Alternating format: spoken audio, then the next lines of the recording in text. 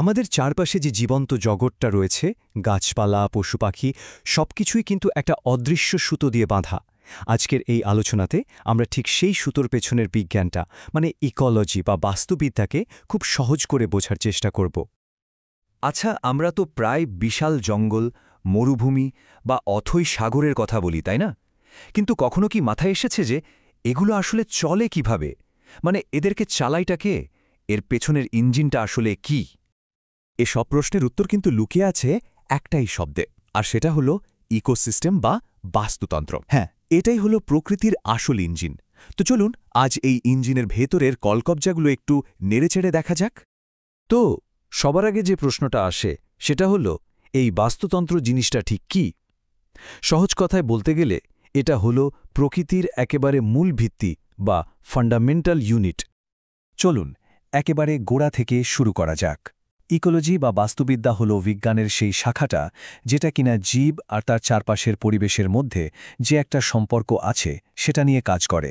আর মজার ব্যাপার হলো, এই পরিবেশে কিন্তু শুধু জীবন্ত জিনিসই নেই, জড়বস্তুগুলোরও একটা বিশাল ভূমিকা আছে। আর এই ইকোলজির একদম কেন্দ্রবিন্দুতে আছে বাস্তুতন্ত্র বা ইকোসিস্টেম, মানে এমন একটা জায়গা যেখানে জীবন্ত সবকিছু তাদের জড় পরিবেশের সাথে একটা বোঝাপড়ার মাধ্যমে থাকে, শক্তি আর বিভিন্ন পদার্থের আদান প্রদান করে। ভাবা যায় প্রায় ১০০ বছর আগে ১৯৩৫ সালে A.G. ট্যান্সলি নামের একজন বিজ্ঞানী প্রথম এই দারুণ আইডিয়াটা আমাদের সামনে এনেছিলেন।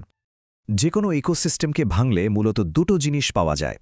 একদিকে আছে জীবন্ত বা বায়োটিক উপাদান, মানে গাছপালা, পশুপাখি, ছোট ছোট অণুজীব, এরা সবাই। আর অন্যদিকে আছে জড় বা অ্যাবায়োটিক উপাদান, যেমন ধরুন আলো, জল, বাতাস বা মাটিতে থাকা পুষ্টি। সত্যি বলতে কি, এই জড় জিনিসগুলো ছাড়া প্রাণের অস্তিত্বই কিন্তু সম্ভব না। আচ্ছা, এবার চলুন জীবন্ত উপাদানগুলোর দিকে একটু নজর দিই। এখানে না কে কাকে খাচ্ছে তার উপর ভিত্তি করে খুব ইন্টারেস্টিং একটা ভাগ আছে। এই জীবন্ত উপাদানগুলোর মধ্যে মূলত ৩ ধরনের চরিত্র দেখতে পাওয়া যায়। প্রথম হলো প্রডিউসার বা উৎপাদক, এরা নিজেদের খাবার নিজেরাই বানায়, যেমন ধরুন শালক সংশ্লেষণের মাধ্যমে গাছপালা যা করে।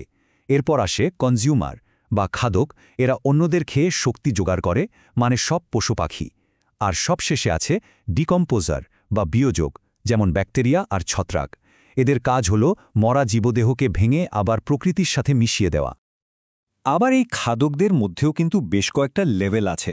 যারা সরাসরি গাছপালা খায় তারা হলো প্রাইমারি কনজিউমার বা প্রাথমিক খাদক। এদেরকে আবার যারা খায় তারা হলো সেকেন্ডারি কনজিউমার বা গৌণ খাদক। আর এই শৃঙ্খলের একেবারে মাথায় বসে আছে টার্সিয়ারি কনজিউমার বা প্রগৌণ খাদক, যেমন বাঘ বা ঈগল। পুরো ব্যাপারটা আসলে এক লেভেল থেকে আরেক লেভেলে শক্তি কিভাবে যায় তার একটা চমৎকার উদাহরণ। তো শক্তির কথা যখন উঠলই, তখন আসল প্রশ্নটা হল, প্রকৃতির এই বিশাল ইঞ্জিনে শক্তিটা আসে কোত্থেকে? আর এটা এক জায়গা থেকে আরেক জায়গায় যায় বা কিভাবে? এই শক্তি প্রবাহটাকে আমরা দুটোভাবে দেখতে পারি। একটা হলো ফুড চেইন বা খাদ্য শৃঙ্খল। এটা অনেকটা একমুখী রাস্তার মতো। যেমন ঘাসকে খেলো ইঁদুর, ইঁদুরকে খেলো সাপ, আর সাপকে খেলো ঈগল। কিন্তু বাস্তবে প্রকৃতি এতটা সহজ পথে চলে না। সেখানে অনেকগুলো ফুড চেইন একসাথে মিলে তৈরি করে একটা জটিল ফুড ওয়েব বা খাদ্য জাল। এই জালের বড় সুবিধা হলো এটা ইকোসিস্টেমকে অনেক বেশি স্থিতিশীল করে তোলে। কারণ সাপ যদি ইঁদুর না পায় তাহলে হয়তো অন্য কিছু খেয়েও বেঁচে থাকতে পারে। ফলে একটা প্রাণীর অভাবে পুরো সিস্টেমটা কিন্তু ভেঙে পড়ে না। ইকোসিস্টেমের এই শক্তি প্রবাহ নিয়ে সবচেয়ে অবাক করার মতো তথ্যটা কিন্তু একটা ছোট্ট সংখ্যার মধ্যে লুকিয়ে আছে, আর সেটা হলো মাত্র 10%। হ্যাঁ, এই সামান্য সংখ্যাটাই প্রকৃতির একটা বিরাট নিয়মকে কন্ট্রোল করে। এটাকে বলা হয় 10% ল বা 10%-এর সূত্র। এর মানে কি? মানে হলো ফুড চেনের একটা লেভেল থেকে যখন শক্তি পরের লেভেলে যায়, তখন প্রায় 90% শক্তি তাপ হিসেবে হারিয়ে যায়। ভাবুন একবার, মাত্র 10% শক্তি পরের স্তরের প্রাণীর শরীরে জমা হয়। আর ঠিক এই কারণে কিন্তু যে কোনো ইকোসিস্টেমে একেবারে উপরের দিকে শিকারী প্রাণীর সংখ্যা সবসময় অনেক কম হয়। শক্তি বা জীবের সংখ্যা যে ওপরের দিকে ধাপে ধাপে কমে আসে, এই ব্যাপারটা বোঝানোর জন্য একটা দারুণ জিনিস আছে। সেটা হলো ইকোলজিক্যাল পিরামিড। এর নিচের দিকটা হয় চওড়া, আর যত ওপরে উঠতে থাকে তত সরু হয়ে যায়, ঠিক একটা পিরামিডের মতো। এটা দেখেই বোঝা যায় যে ওপরের স্তরে শক্তি কতটা কম। বেশ, এতক্ষণ তো আমরা ইকোসিস্টেমের ভেতরের নিয়মকানুনগুলো নিয়ে কথা বললাম। চলুন এবার একটা ছোট্ট বিশ্বভ্রমণে বেরিয়ে পড়া যাক আর পৃথিবীর কিছু বিচিত্র ইকোসিস্টেমের সাথে পরিচিত হওয়া যাক। মোটা দাগে বললে ইকোসিস্টেম মূলত দুই রকমের। এক, টেরেস্ট্রিয়াল বা স্থলজ ইকোসিস্টেম, যেমন ধরুন বন, তৃণভূমি বা মরুভূমি। আর দুই, অ্যাকোয়াটিক বা জলজ ইকোসিস্টেম। এটা হতে পারে একটা ছোট্ট পুকুর, আবার হতে পারে বিশাল মহাসাগর। আর প্রত্যেকটারই কিন্তু নিজস্ব নিয়মকানুন আর আলাদা আলাদা বাসিন্দা আছে। হাজার হাজার এমনকি লক্ষ লক্ষ বছর ধরে প্রকৃতির এই সূক্ষ্ম সিস্টেমগুলো কিন্তু নিজেদের ভারসাম্য বজায় রেখে চলছিল। কিন্তু এখন মানুষের বিভিন্ন কাজের ফলে সেই নিখুঁত ব্যালেন্সটা মারাত্মকভাবে নষ্ট হতে বসেছে।